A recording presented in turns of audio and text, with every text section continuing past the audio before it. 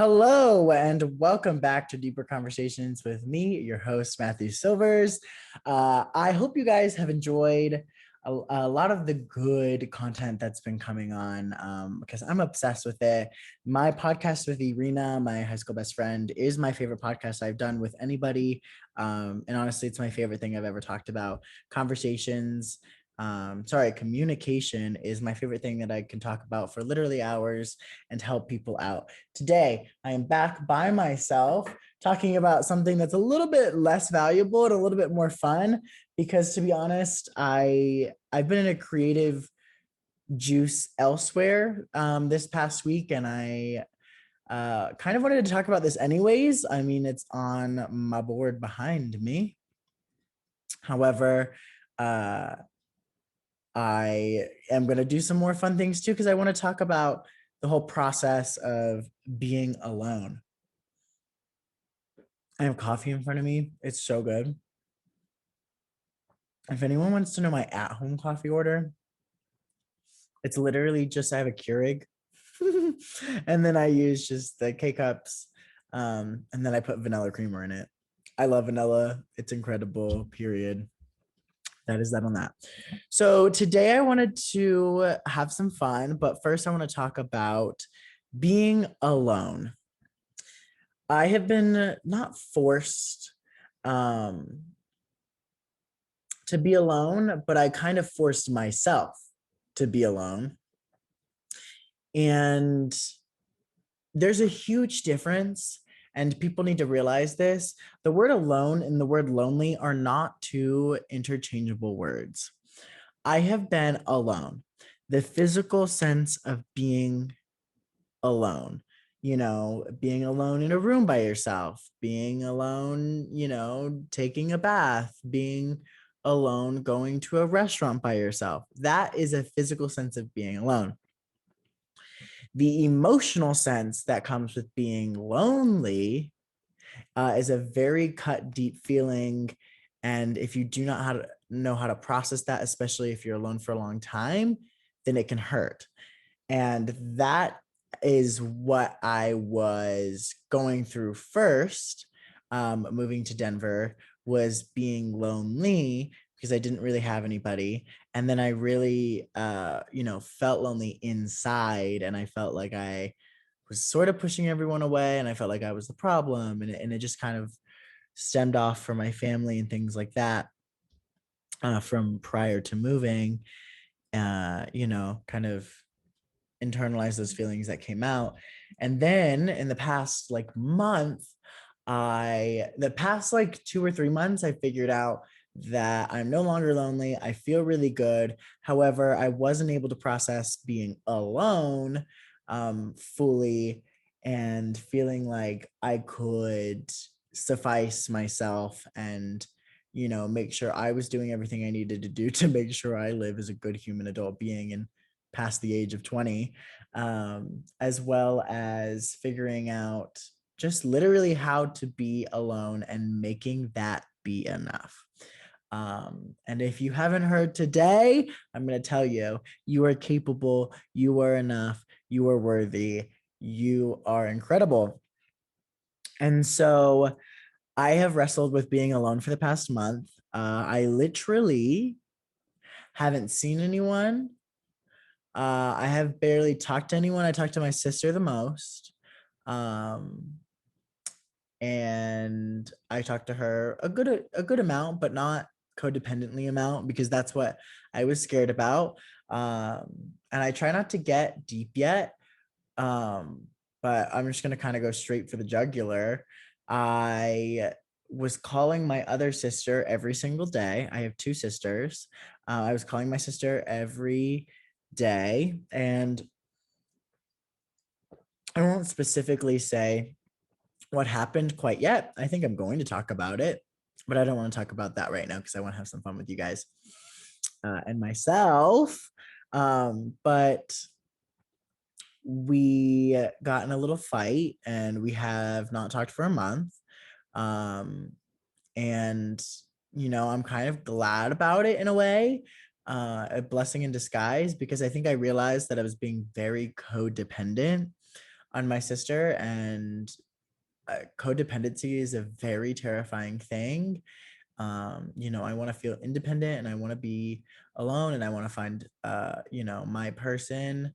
um, but all of that being said, I don't want to ever lose my independence, and I don't want to feel like I'm telling somebody else something first before I tell myself, or I'm feeling an emotion first without sharing it or carrying it to somebody else, which I was doing that with my sister a lot. And I always called her multiple times a day. We would talk about everything. And it was about I would wake up in the morning, I'd finish my workout, I feel really good, I'd call her and be like, I'm feeling really good today. We would have a morning conversation, and then something would happen in the streets, and then I would call her and be like, hey, like this happened. And then I would make dinner, and I would tell her, hey, I just made this and I feel really good and independent about it.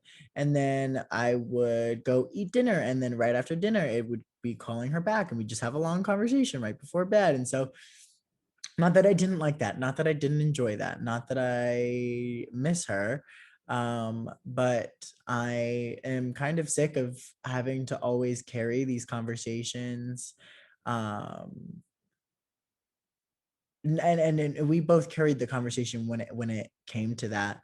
However, I am tired of always having to be the person that like helps and resurrects a relationship, or always um anyways, sorry, I'm going on a rant, I'm going on a tangent, but you guys get what I mean.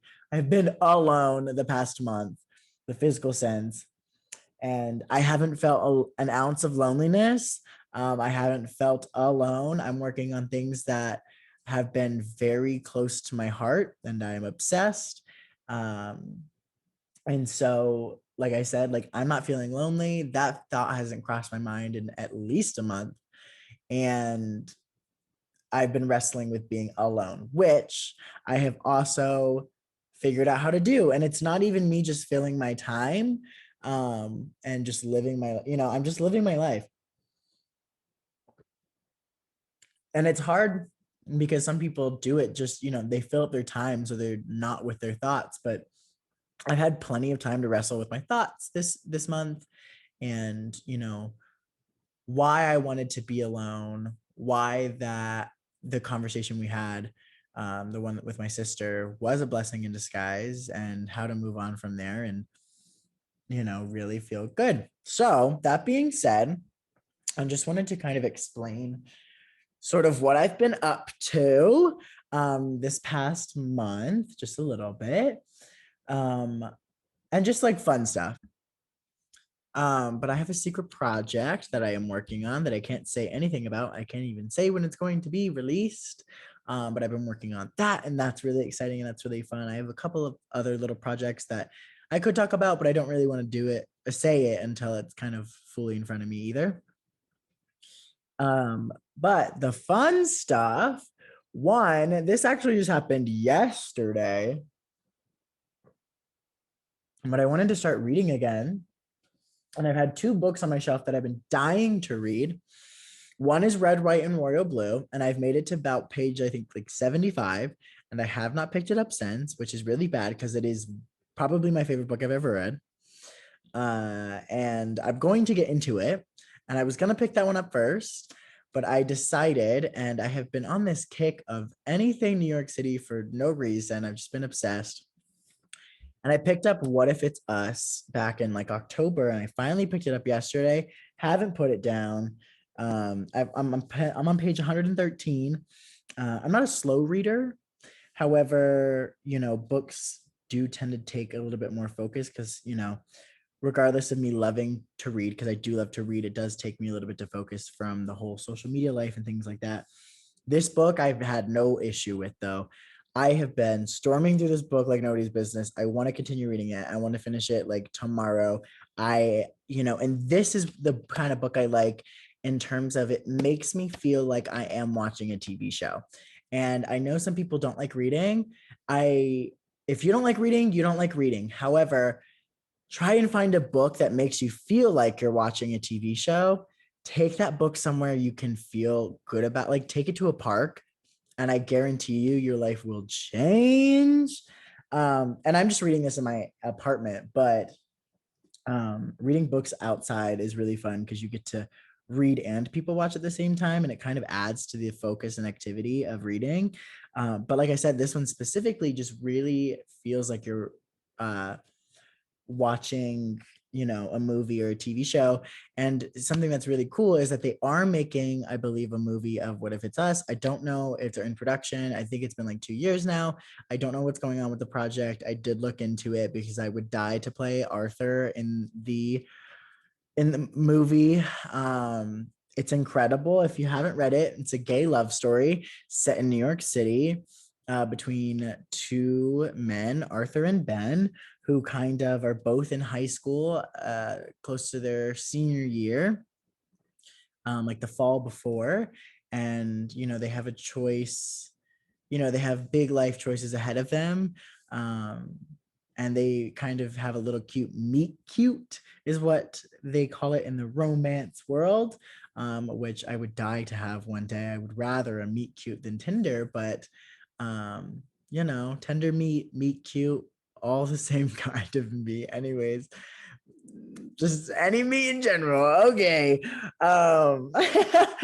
But so it's set in New York City, and it's just this gay love story. It's beautiful, and I have never seen a character I relate to more than Arthur in this book. He's a romantic. He is cute. He's this one right here if you're watching on YouTube. And he's a little bit younger than I am. Actually, you know what's really funny? If this book, or since this book came out, I believe in like 2018, we're close to the same age and like in the same timeline too, which is really funny. We look exactly alike, except I'm 1 or 2 inches taller, and his eyes are blue and mine are hazel. And of course, he goes for taller men. Again, I don't really have a preference on that, and I'm going to talk about that in another podcast, hopefully again with Irina, because I really want to get her back on for a first date podcast and kind of going through what it takes to go on a first date via communication and what we're both looking for and things like that. But he goes for taller guys, and that is a whole mood. So I've been reading that. I'm obsessed with that. I'm so glad I'm back into reading. I am also back into vinyls. I've been playing every vinyl under the sun that I've had. I bought 3 yesterday. I bought Brigadoon, South Pacific, and My Fair Lady. I've been listening to Oklahoma. I've been listening to a lot of musicals. Again, a lot of things based in New York, just because I've been on that kick. And just that city's magical, and I live in the city and I love my city. I live in Denver, Colorado, and I am just really happy about living in the city, and so it kind of makes me feel that same way, because there's not that many books and movies and TV shows living in the city of Denver, Colorado, so I kind of have to pretend like it's my city because I love my city. Anyways, so I've been reading that. And the other things I wanted to do today is talk about Smash and Sex in the City. Again, 2 shows set in New York City. I'm also currently binging Younger. I'm on season 2 already. I started 2 nights ago. So you can say I'm a little bit of a TV junkie, but like I don't spend an obsessive amount of time watching TV, but I watch TV pretty quick. So I guess you could say I'm a little bit obsessed. But anyways, so if you don't know, Smash lasted 2 seasons. I think it was 32 in total episodes. And it's between Karen Cartwright, who is played by Catherine McPhee, and Ivy Lynn, who is played by the incredible Megan Hilty, I believe is how you say it, which this is the first I've ever seen of her, and I can't get enough. I love her. I'm obsessed with her, and I'm obsessed with this show. You know, there is a couple of covers in there. Call Me is my favorite cover from that show. Grenade is my least favorite cover in that show.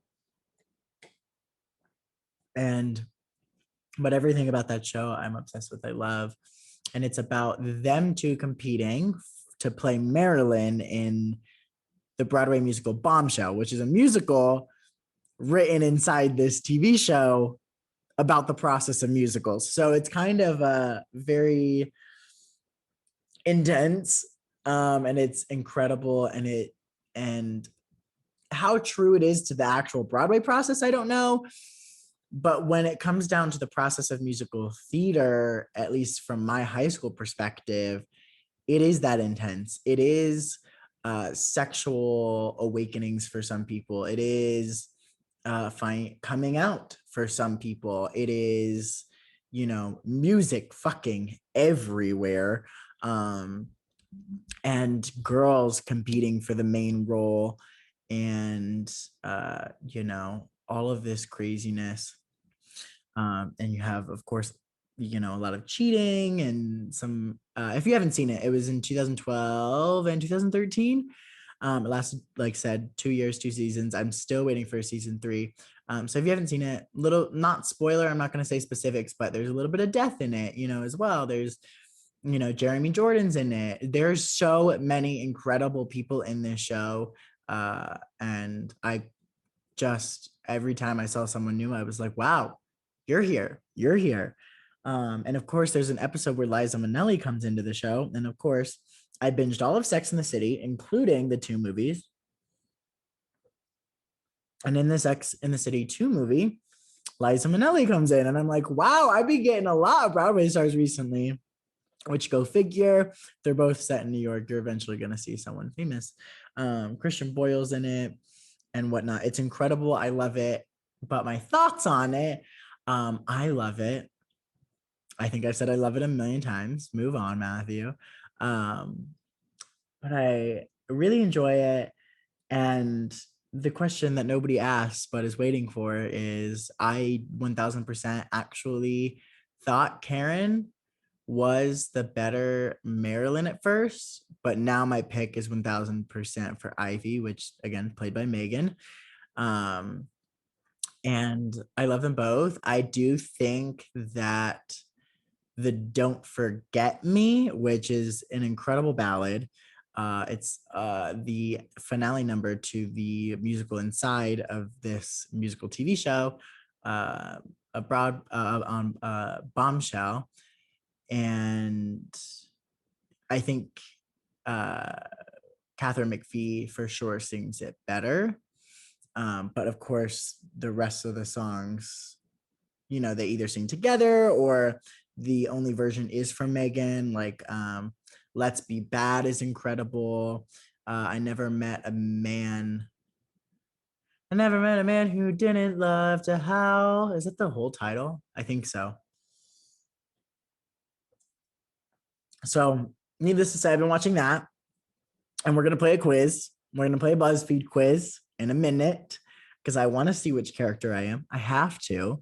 I spent all this time watching both of these TV shows, so we're gonna take some quizzes because I gotta know. A boy's gotta know. So we're gonna have some fun. And then I watched Sex in the City. So I've been with all of these characters, which sounds really funny and really lame, but I've been with all these characters, and it just felt calming and welcoming and warming. And I can see myself in some of them, and obviously some parts I'm like, absolutely not. I am a mix between 1000% Carrie, which I figured out at the end of the show, and 1000. Besides, like, listen, the Mr. Big epidemic is crazy to me. I don't think she belongs with Mr. Big. My favorite pick for her was Aiden. I didn't like Alexander Petrovsky. No, he's not it. However, in the season finale, or the second to last episode, there's a scene where Mr. Big goes to the rest of the three girls because Carrie's in Paris, and Miranda looks at Big and goes, "Go get our girl." That was the only time I was rooting for Mr. Big. I was like, bring her back home, bring her back, because this girl does not belong in Paris. Carrie's a New York City girl. She's a Manhattan girl. You cannot take Carrie out of Manhattan. You can't even take Manhattan out of Carrie. Like, and she wouldn't even move to Paris. You know what I mean? Like, that's not her place. Her place is New York City. She will live, breathe, and die in New York City. And of course, they're doing a spinoff that's coming out, I believe, at the end of this year. I know it's starting production very soon, if not started already. And I still have to watch the Carrie Diaries, which is the prequel. I'm a little nervous to watch it, to be honest. But anyways, this lasted 7 seasons, with 2 movies. And so I'm 1,000% like half Carrie and then half Samantha. And I would do like 48, 48, and then 4% Charlotte.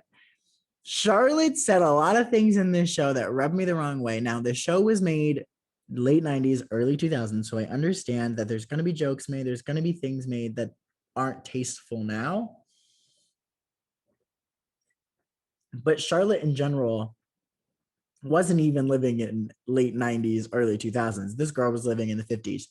She wanted to be a housewife. She wanted to bear children. She wanted to, marry a traditional man who was, the non-traditional thing about her was she wanted to marry rich, which could have helped her be a stay-at-home housewife. But also like, so it could be because of that. That's why she wanted to marry a rich man. But she did have a job. She had a good job, which she quit, which I didn't think she should quit.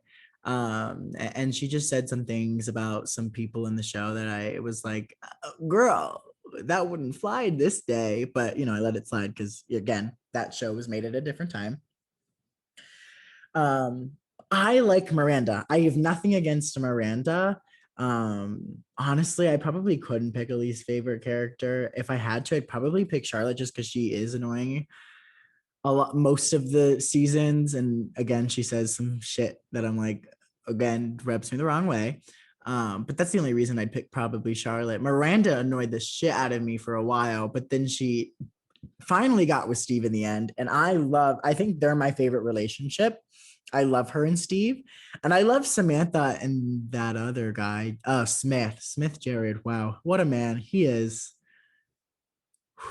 so fine. He's so attractive. And then of course they split ways, which is the way of Samantha. But honestly, and I don't need them all to be together. You don't need to die with somebody. You don't need a man or a woman, or anywhere in between. But like, I think it would have been nice to see Samantha settle down almost. I don't know. However, on the other hand, my body says I don't want Samantha with somebody because Kim Cattrall played that character so well. Samantha is what we need today, like not even just the 90s to 2000s. And I'm about to spill the tea. So let me drink my coffee and we're about to spill.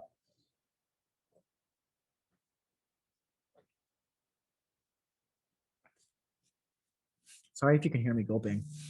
That's probably very unattractive. Um, Here's my thought.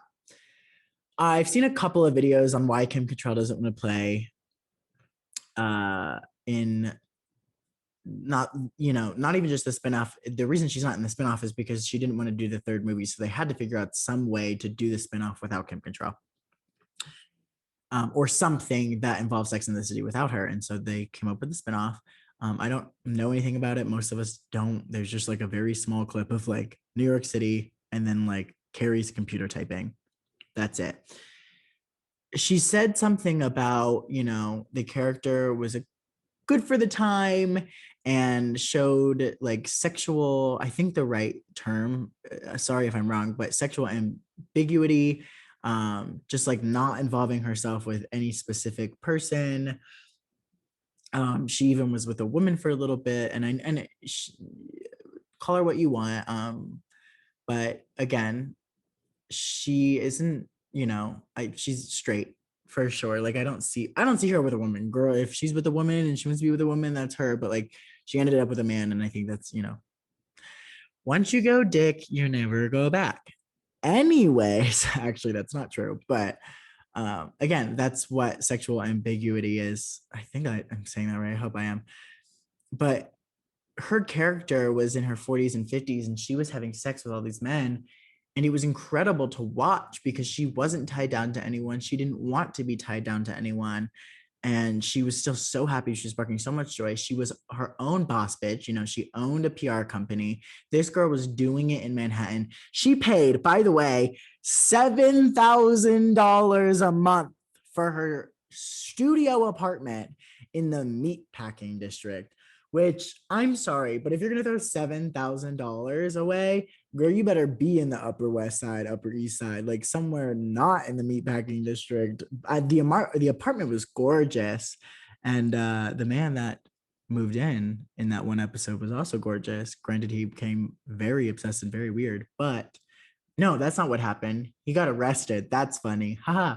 Um, because he was like money laundering or whatever.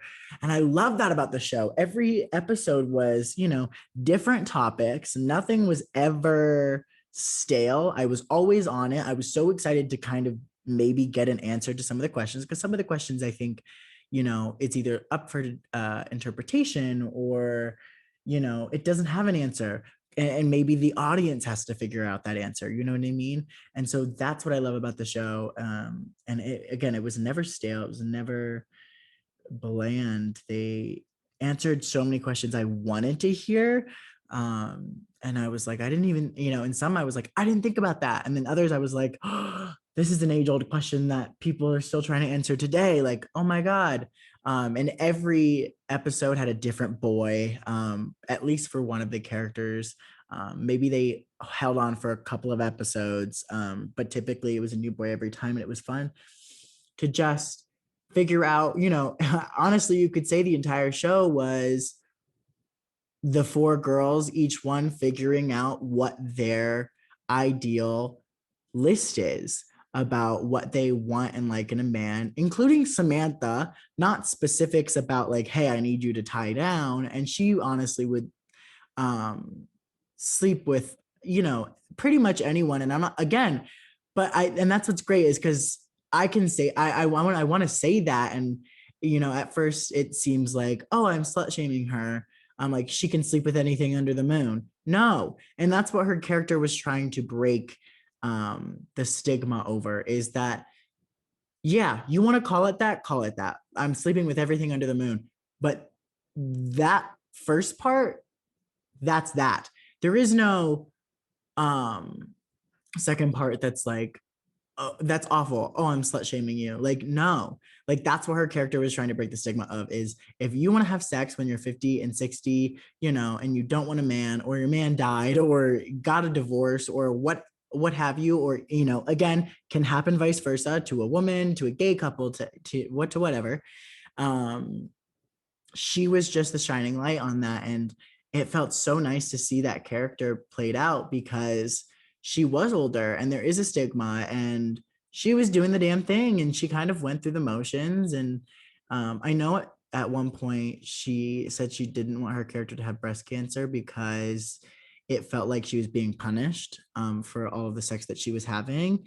And I kind of sat back with trying to not think about that, and it seemed like it a little bit. However, you know, you never know when you're gonna get something. Granted, it could have happened to any of the other girls. Um, I do think Samantha was ready, because this was at the very end of the last season. I think Samantha was ready for something. I think it probably was a good choice that it was breast cancer, and I didn't see it as a, hey, like, this is because you've been having too much sex. It was a, hey, you haven't had much conflict in general in this show. Like, you have been able to live freely and whatnot. And the good part is, like, even after she ends the series with Smith, she goes on to the movies and she's with Smith, and then she breaks up with Smith. So like, and then she becomes that sexual, ambiguous woman again. And so, the breast cancer doesn't stop her. The breast cancer doesn't worry her. And because of the way she played it out, the breast cancer had nothing to do with her sexual endeavors throughout the entire series. So I felt that was nice. Like I said, it was kind of needed for Samantha to go through something, because Samantha, I felt like, probably had the least amount of conflict, which is interesting to note, because she was with the most amount of boys, but the least amount of relationships. And I think it's funny and interesting to see, like, it has its pluses. Like, you don't have the emotional struggle that comes with being in a relationship. It's cool. And it's interesting because she didn't start sleeping consistently with somebody until Smith. And uh and I want to talk about this with a woman on my podcast as well, but women having sex is harder um, than men having sex with anyone, honestly, men or women, whatever, because a woman can have sex once and get emotional attachment. A man doesn't have that same, I think it's a hormone that they give off or something that makes them feel that way. So it's, it's interesting to see like she didn't develop emotional stuff, and I had, don't, she started to love Smith, and I love that for her. But I think the huge thing was that she, gained emotions, through sex, and then they kind of started a relationship, which they honestly were a great power couple. And then they came back, and you know she stopped having these feelings, and she was like, I'm not going to hold on to this because it's just not there anymore. And props to her, Samantha and Kim Cattrall for playing that role so well. My thoughts on Miranda, again, I love her and Steve together. The fact that Steve cheated in the first movie wanted me to scream. He was the good boy, like he was the one. And I was like, are you kidding me? And again, they ended up together, and I let it slide. I don't love it, but I let it slide. I love Miranda. And she's a boss ass bitch. It's hard to be a lawyer, and I commend her for continuing on and not, kind of um backing off. However, I, she was slightly annoying, and she was slightly bossy, and in a way, Steve helped calm her down. And I don't think Steve, back then it was a lot more common to start saying stuff like, oh, they're my other half, whatever. All of these girls were whole people. Like Miranda didn't need anyone, but Miranda brought Steve in, and Steve helped calm her down. Um, but I don't even want to say calm her down, because I don't want to sound like, I guess it's misogynistic. I don't want to sound misogynistic to be like a girl is annoying or bossy or calculated if she's tough and whatnot. If you watch the show, and I watched the entire series, and I, all the way through, Miranda isn't, she isn't bossy, she isn't whatever. She just reflects different things to different people in different ways that are probably wrong. For example, she would, yell at somebody. She would yell at somebody on the street just for doing their job, just because she needed to let it out. So she just let it out on the wrong people, I think, is what was up with Miranda. And she did it so often she couldn't help herself.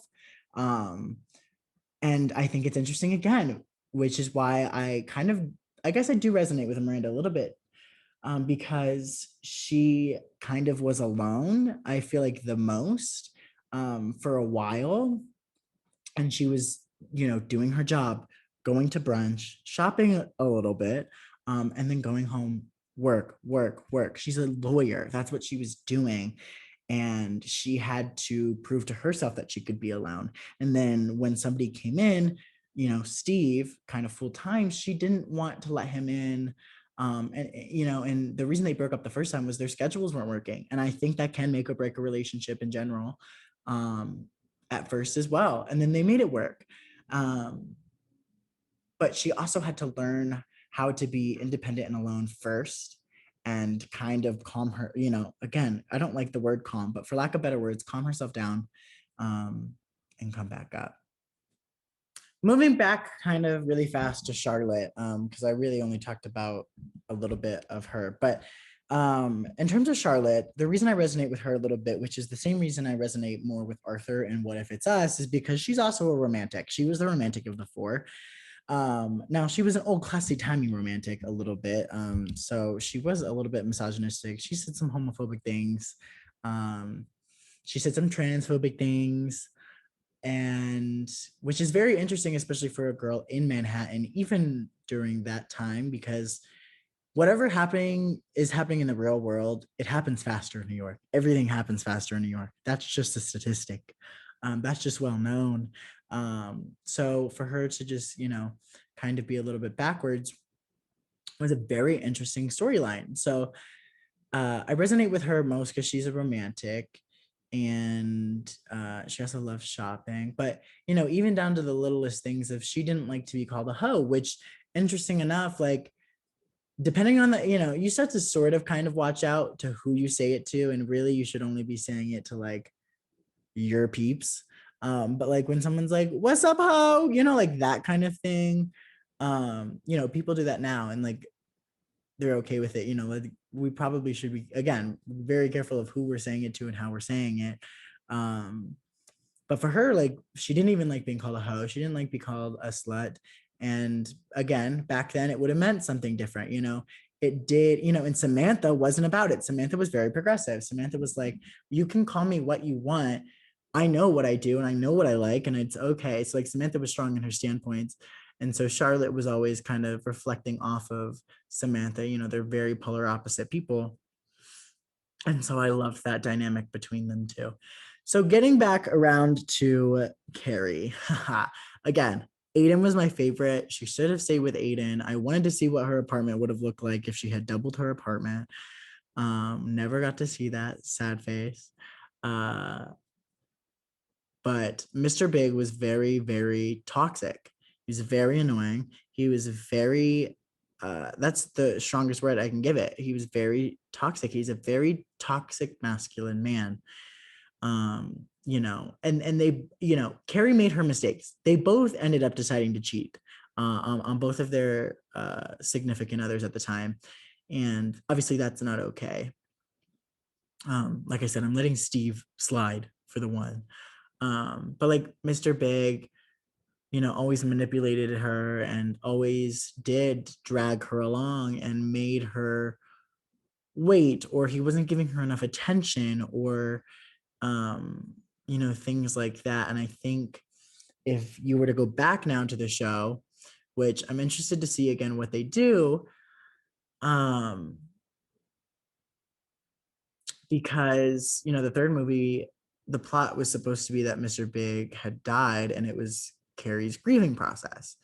And I do love the idea for that movie. Like that, I think it's an incredible plot line, and I think it's very interesting.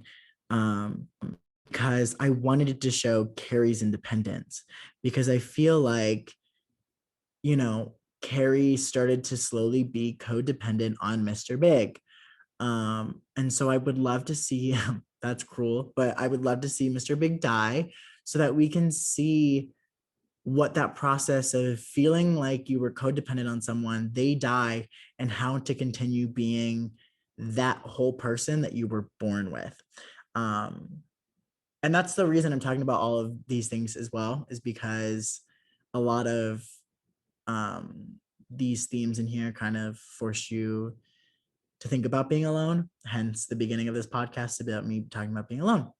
So I love that idea. Speaking of the third movie, Kim Cattrall, I know that they couldn't meet her demands. I know there's been some rumors about money.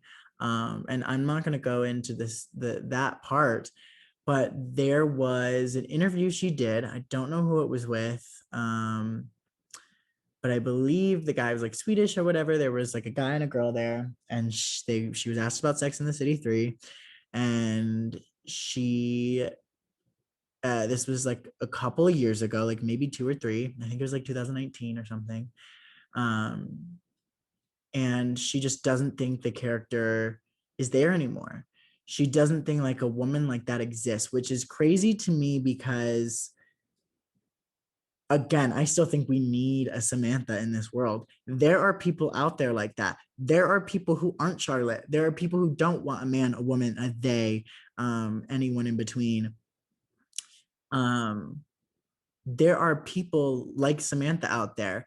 And even if they did once have a lover, maybe now they are 60 and, like I said, divorced or widowed, and they just want to have sex. There are people out there who are struggling and feeling like they can't do it because somebody's saying something, media is saying something, um, you know.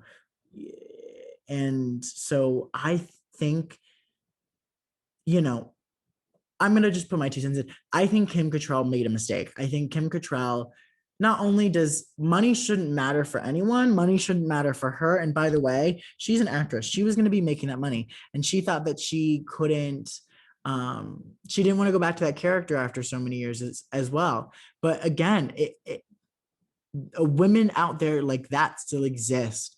And for her to just kind of go back on her character really sucks, because she was progressive, and Samantha's character was still today be so progressive.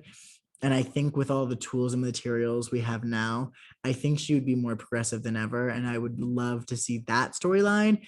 And I think the third movie also didn't happen because she didn't think that Carrie needed the huge storyline. And I feel like, or I don't feel like, I know I saw a couple articles that were like, she thought that Carrie would get all of the scenes, and like the majority of the scenes were about her, and less about the four girls' friendship. But I think, again, Samantha would have played a huge role in that third movie. Samantha would have helped push the dialogue and help push the story, because Carrie's big love died. I guess pun intended. I didn't even mean that, but Carrie's big love died. Samantha wouldn't stop having sex. Samantha is not codependent on anyone. And so her not being codependent on anyone and her still having sex and Samantha still cracking jokes is how some people cope as well. And we see that in one of the scenes where there's a funeral where Samantha can't handle it. And so she cracks jokes in the beginning. She ends up crying because she eventually processes, but that's the first step for Samantha. And so for Big to die, that would have been perfect for Kim Cattrall to go in and push this story and make sure that people know, like, even in the darkest times, Samantha's still going to have sex. Samantha's not codependent on anyone. She's going to be strong in the four girls' friendship, but that doesn't break who she is outside of that four girl. Like, she's gonna still have sex. And that to me would have been honestly the same level. Well, I was gonna say more than Carrie's storyline if it had been, but it would have been the same. Which, by the way, out of the four, I think Carrie and Samantha had the biggest. So no offense to Kim Cattrall, and she's not gonna hear this or see this, but you know, and it's not, it's Kim Cattrall had probably a bigger storyline than Miranda and Charlotte, and you don't hear them complaining. They love the show. They know that this show launched their career, basically. Like, that's how I know them all. Well, except for SJP.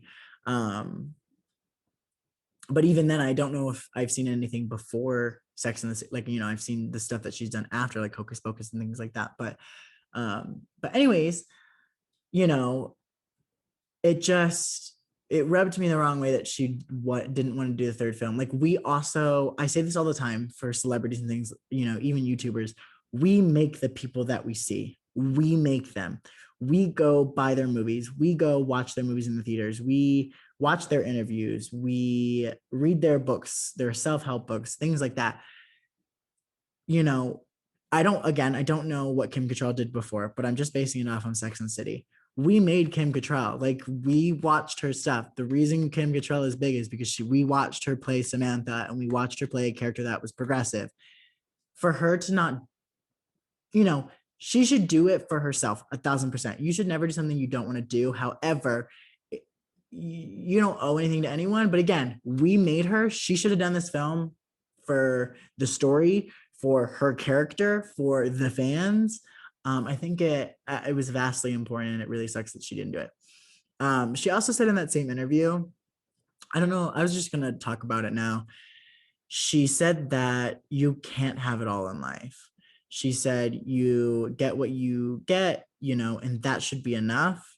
And I think I'm just playing devil's advocate here because I just wanted to bring that up.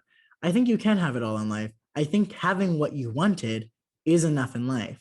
If you had everything in life, you could have everything in life. Having everything in life would mean, oh, I have like a really nice apartment. I'm just going to be gay. I have a really nice house. I have a really nice husband. I live in an incredible place. But I have an unlimited supply of money. I can go buy a condo somewhere else. I can fly to Paris whenever I want. Like, that's having it all in the sense of the real world and just literally being able to have it all. But I think having what you wanted is having it all. You know, for me to have a nice house, to have a husband and live in a great place that I love, that's what I want. And that's not just enough. That version of enough is me having it all. I don't need more than that. And if I wanted more than that, I would, you know, do the things I needed to do to get that, and I would just add it to the list of the things that I have, that makes me feel like I have it all. So those are my 2 senses. That's my thought. I just loved these shows. I'm loving this book at the moment. And I feel really good about being alone and being able to relate to characters and kind of analyze and see myself and, you know, learn lessons through them that I may or may not have already learned. And it's incredible. So what we're going to do now, I know that was a huge rant, and I know we've been doing this for a little bit longer. We're going to play 2 quizzes. I know I didn't talk about Smash that much, but I want to. So I'm going to read these out because I know those of you who listen, well, even if you're looking at me, you're only seeing my face. I was thinking of sharing my screen, but I was like, it's just going to be more fun if you just see my face. And I'm going to read this out to you, especially for the listeners, so we can all enjoy this together. So, first quiz we're going to take is, which Smash character are you? There are 6 questions. The first is, what is your dream job? To be on Broadway, to be the star, to be a writer, to be a composer, a director, or a producer. I'm just going to put to be on Broadway because that would be really exciting and fun. What is your bisexuality? That's interesting. It says straight or gay / lesbian. I kind of love that. What time when times get rough, what do you do? Yelling, get angry, spray someone with a martini, tell your boyfriend / girlfriend, get drunk, slump down and cry, don't tell anyone. When times get rough, probably. I want there to be the Sex and the City option. That would be like, tell my girlfriends. Like, that would be me. Should I put slump down and cry? I would cry. I don't know if I'd slump down. We'll say, tell your boyfriend / girlfriend and pretend it's our girlfriends. Go out to brunch, talk it out, just like Carrie and all of them. How do you handle a bad situation with someone you love? Talk it out, walk away, cry, don't do anything about it, yell at them, ignore them. Well, talk it out. I want to put talk it out. I think it's important to have boundaries, and if you need to walk away from the situation first and like recoup, like like walk out the door, text that person, be like, "Hey, we should talk this out. I want to talk this out. I just need to take a walk. I'll be back in like an hour." You know, that kind of thing. Also, by the way, I don't know if I mentioned why I relate to Carrie so much, but you know, she loves harder, I think, than any of the 4 girls, to be honest, including above Charlotte. She's a romantic in the present sense. She wants to be in the moment. She wants to love, and also she loves writing. I love writing, and she loves all the creative juices and creative types, you know, including shopping. And I love shopping, and I'm also very creative. So I love Carrie, and I relate to her a lot. Besides her craziness with Big. But I guess that's why I relate to her too, because I also have a crazy life and crazy things happen to me and crazy things happen to her. Okay, so this is question 5 out of 6. What is your lifestyle? Average, I can live normally, but I have to watch my pennies. I'm an actress. What do you expect? A luxury mansion? Question mark. Pretty good. I have a nice house, a nice family, and I can afford nice things, but I'm not overly rich. I've been doing goes really well with that Kim Cattrall situation. I've been doing pretty well. I have a great house, and not to mention my huge office just for work. I've got the big bucks. My house is a suite up on the whole top floor of the building. I can afford anything. I've run out of money, and now I need to find it. I'm gonna go with average. I can live normally, but I have to watch my pennies. Yeah, I like that one. Sounds about right. Okay, last question. Which character do you think you're most like? Tom, Ivy, Derek, Karen, Eileen, or Julia? This is a hard question for me because every single character is vastly different. Each one wants something. Half of the people on this list have cheated. which is absolutely insane. Talk about cheating, watch Smash and drink every time somebody cheats, because I'm telling you right now, it's absolutely ridiculous. Um, Definitely not Derek. He's a bitch. Um, Eileen, maybe Karen. I'm trying to think about their whole story. Karen, she's smart, but listen, I would have stayed in Bombshell. I wouldn't have moved. I'm just gonna say it. I don't like Hit List. I know it's not a real show, but like I don't like that. I don't love like basically any of the music. Broadway Here I Come is literally incredible, but I love it sung by Jeremy Jordan, nobody else. Um, and then the girl who hangs and does that scene, I like that song, and like maybe one other, but like I can't with that musical. Anyways, Tom is gay, so there's that. Um, Maybe Tom. Tom's like slightly unproblematic because he kind of sticks with Julia. I was thinking Julia. I was just trying to. Julia's everything that I am, I think, except for the cheating part. So that's what gets me. But like again, any person I pick on the list, 50-50 chance they cheated. I would like to think Ivy, but Ivy still has that like mean girl popular, needs to be like the lead, and she deserves it, don't get me wrong. But she is, again, it's hard to lack of better words, she's a little bit whiny about it in the show, about getting her way. So let's just go Julia. Let's go Julia, and let's view my results. I got Karen Cartwright. You are talented and new to the biz. After all that auditioning and knows, you'll take even an ensemble role. But could you do better? I don't know. I guess we'll find out. Just kidding. Could you imagine?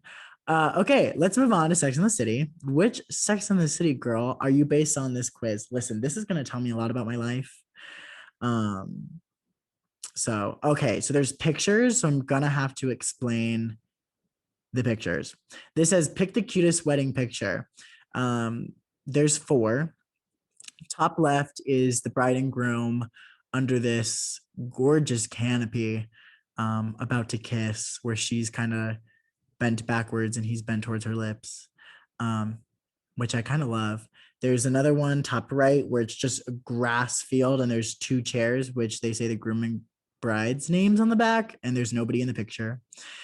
The bottom left is the bride and groom, both inside of the bride's veil.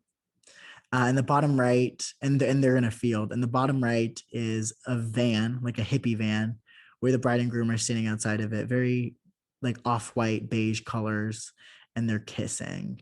I'm gonna go with the very cute top left one where they're bent down underneath this gorgeous outdoor venue. I don't know where that is, but I love it. Okay, choose the best first date. One is bowling, one is a picnic. She's on a picnic by herself in the mountains in this photo, but like that's crazy. Bottom right is shopping. You can tell it's a mall photo. And the top right is a bar. I'm gonna go ahead and is a bar, so drinking. Pick up the best first date. I would be nervous to go shopping with someone on a first date. I also don't think bowling is appropriate at this moment in time. I don't know when I'm ever going to go bowling again. COVID scares the crap out of me. Not in the fear sense, but in the sense that like that ish is gross. It's like one of those things where you are like, what's one thing you don't know if you could do like after COVID? That's the one. I'm not old enough to drink. I love picnics. I've done a picnic for a first date, and you know what? I barely gotten past the second date for anything, and definitely not with a picnic. Let's go drinking. Let's go bar because we can do food as well. Yeah. Pick your favorite time of day: sunrise, sunset, midnight, afternoon. I'm really digging sunsets right now, just for the sole fact I love when it gets dark, and so like that moment, obviously good for pictures and things like that as well. What's your dream job? Actor, stay at home parent, CEO, journalist. See, this is a struggle because I'm in this place where like any of these would be good at, like, I don't want to be a stay at home parent, definitely not. But like a journalist would be fun. I would love that. CEO. I mean, I already work for myself. You could call myself a CEO already. You can say actor. I think if I had to go like real dream job, I'd go actor. So like, I'm just gonna write that down and move on. How many kids do you want? I actually do know. I don't want kids. I don't know. Two, as many as I can have. Okay, I'm picking as many as I can have because there's 4 children in this photo, and that's I think how many I want. So I'm just gonna go for that for now. Things could change, who knows? What's your best physical trait? My body, my hair, my smile, my eyes. Oh, that is so difficult because I love my hair, but I also love I'm gonna go my smile. A lot of people pick it out. I really like my smile. We're gonna go with that. What's your best personality trait? My people skills, my advice, my loyalty, my intelligence. Listen, I don't want to sound cocky here, but these questions are really hard to answer. I have gotten a lot of compliments on my people skills and we talked about communication and how well I do at communication and um, taking people on picnics for first dates and things like that. So we'll go people skills. Pick your favorite boyfriend. Girl, get out of here. Okay, so we have Harry Goldenblatt, which is Charlotte's husband, Steve Brady, which is Miranda's husband, Mr. Big, which is Carrie's husband, and Jason Lewis. That's his name. His name is Jared, which he changed to Smith Jared. So I don't know why. Is it Jason Lewis? That was Samantha's like longest term boyfriend. Obviously, we know. See, Steve look wise and also somewhat personality wise, but he cheated. I think I'm gonna go Harry on this one. Harry's not my type, but he is so loyal, apparently, to Charlotte, the best in bed. So you know what? But Jason Lewis is very hot and he's also very loyal. But we're gonna go untraditional. I'm going Harry Goldenblatt. Of course, I got Charlotte. My life is over, which is something Charlotte would say. You're incredibly pretty and intelligent. Thanks, BuzzFeed. Appreciate it. You like to stick to the rules because, well, they are there for a reason. No, see, I don't love sticking to the rules. I can do things. I'm a bad boy. Said no bad boy ever. Anyways, your biggest dream is having a family. Definitely not. I mean, it's up there for priority, but like definitely not my biggest. You also have an amazing eye for design. Okay, period. Gay. Yes, for shizzles. Overall, you're loyal and loving to everyone who deserve it. That's true. I feel like, you know what? I feel like Charlotte is a Cancer and I'm a Cancer. So I feel like me and Charlotte could probably relate really well. Okay, here's another one for Sex and the City. I don't think I prefer Smash over Sex and the City. I've just been talking about Sex and the City, I think, more.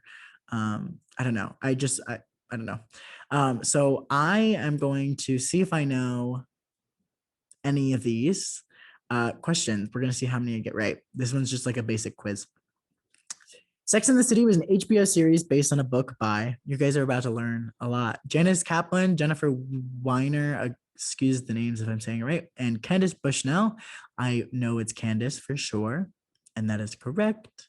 How many seasons of Sex and the City are on the air? Here's the tricky part. It's 7, but they split the season 6 into 2. So some places call it 7 seasons, some call it 6A, 6B. I'm going 7. Okay, so they said 6. Technically, I'm not wrong, but like if you look up Wikipedia, it's like season 6 is 12 episodes, season 7 is 8.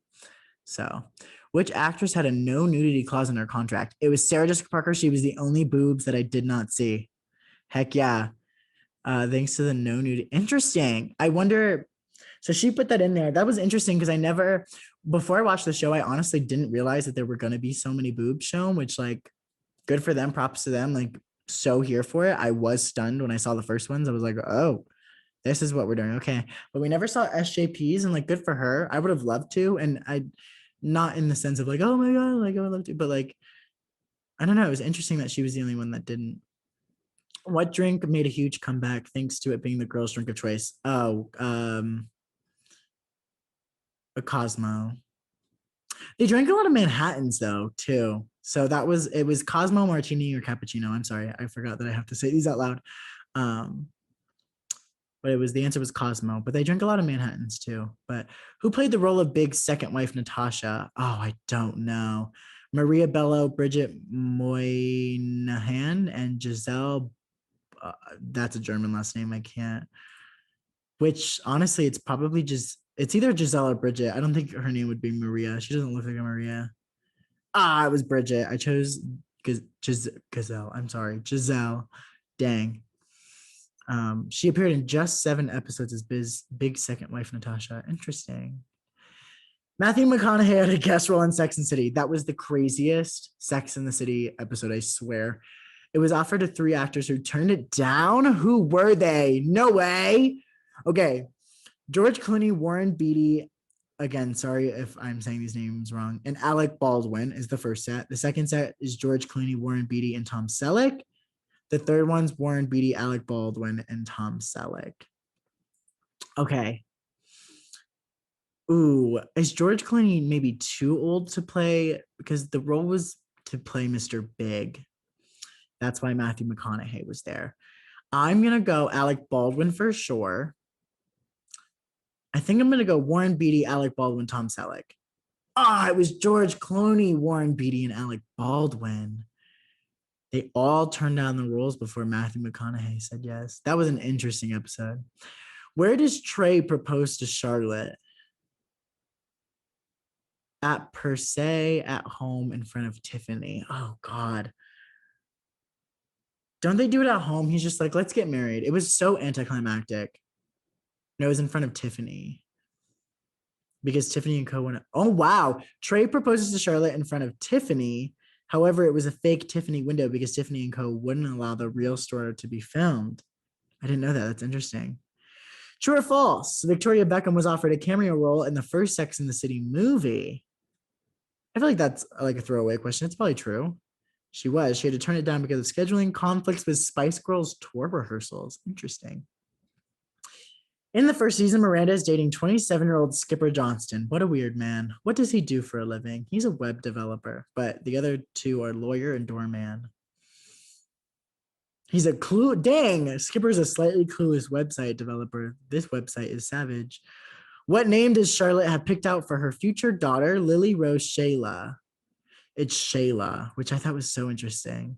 She ends up naming her 2 daughters, Lily and Rose. She has the name Shayla picked out and even embroidered in a pillow, which she throws away after she realizes her arch enemy literally stole that name. What newspaper does Carrie write her Sex and the City columns for? The York Post, The Observer, or The Star? It's The Star. Carrie's Sex and the City column runs in the New York Star. Miranda's eventual husband, Steve Brady, survived what type of cancer? Again, another cancer storyline. Lung, testicular, or prostate. It's testicular. How many questions are there? There's a lot. We're going to get to know a lot. Just in case you've never seen it, here we go. Miranda and Steve have a son. What is his name? King Brady Jack Brady. I was like, which one is it? True or false? None of the girls wear the same outfit twice. Wait, whoa. I want to say true. I want to say true. Oh no. This was my favorite dress. Carrie's Dior newspaper print dress shows up on 2 separate occasions. Maybe that's why I loved it so much, because I saw it the most. I loved that dress.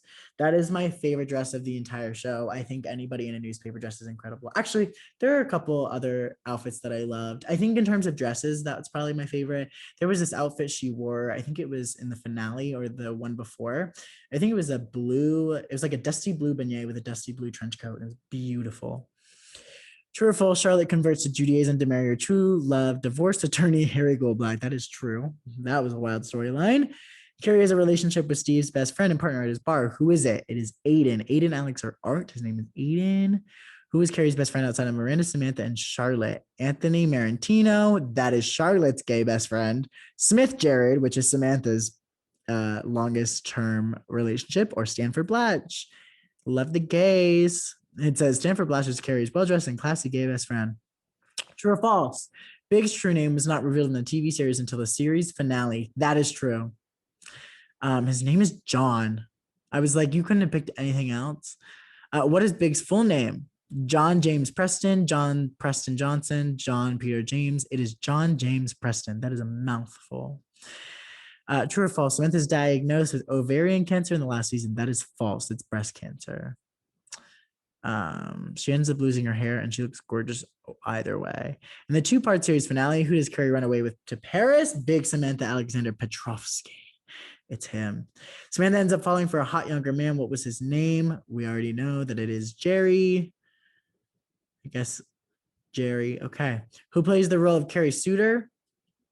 Alexander Petrovsky, William Defoe, make that name, and Liam Neeson. I'm gonna go with William Defoe. Oh no, it's the really hard pronounced name. Okay.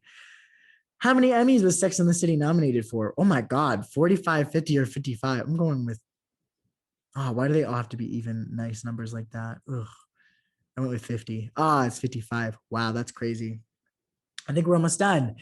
In the Sex and the City movie, which of Carrie's girlfriends tells Big, you two are crazy to get married. Marriage ruins everything on the night before their wedding? That would be Miranda because Steve cheated on her. True or false? Sex and the City was the first cable series to win an Emmy for Outstanding Comedy Series. Please be true. Oh my God, that's everything. In the Sex and the City movie, when does Miranda finally tell Carrie about her conversation with Big about marriage? Valentine's Day, on the honeymoon the next day. It's a Valentine's Day. Heck yeah. True or false? Sex and the City was the first cable series to win a Golden Globe for Best Television Series Comedy. I want to say false for that one. Oh, it's true too. The show won in 2000, 2001, and 2002. Wow.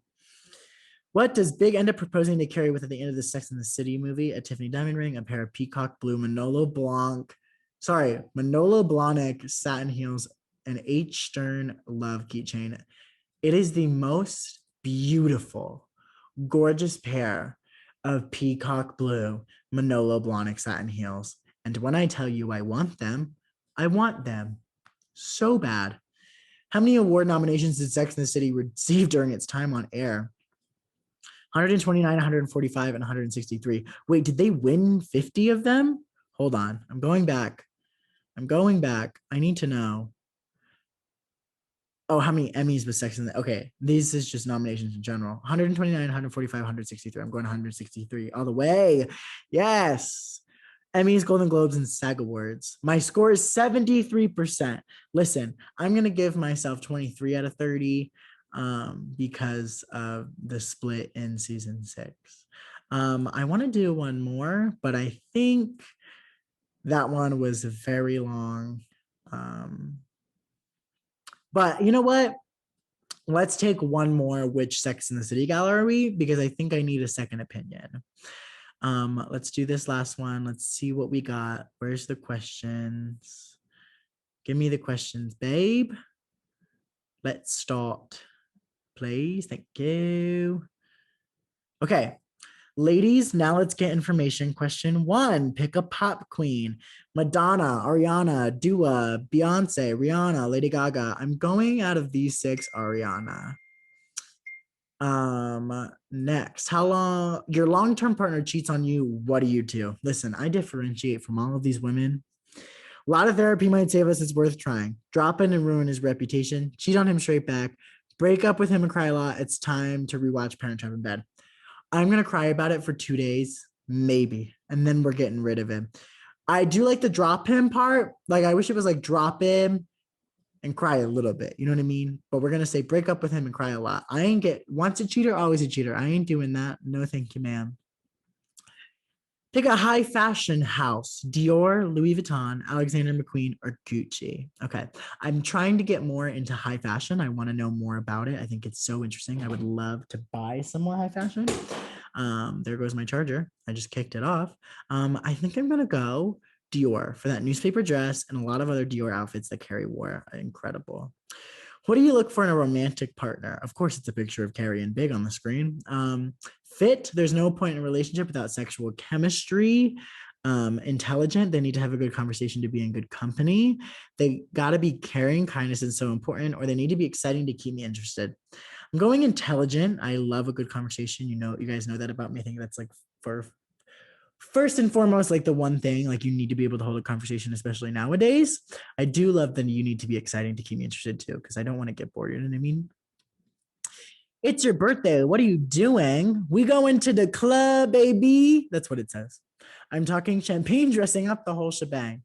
Wavy house party with all my mates, big fancy dinner with my gals, a garden party with my nearest and dearest, and then in parentheses, and lots of hummus. Well, I don't like hummus, and nah.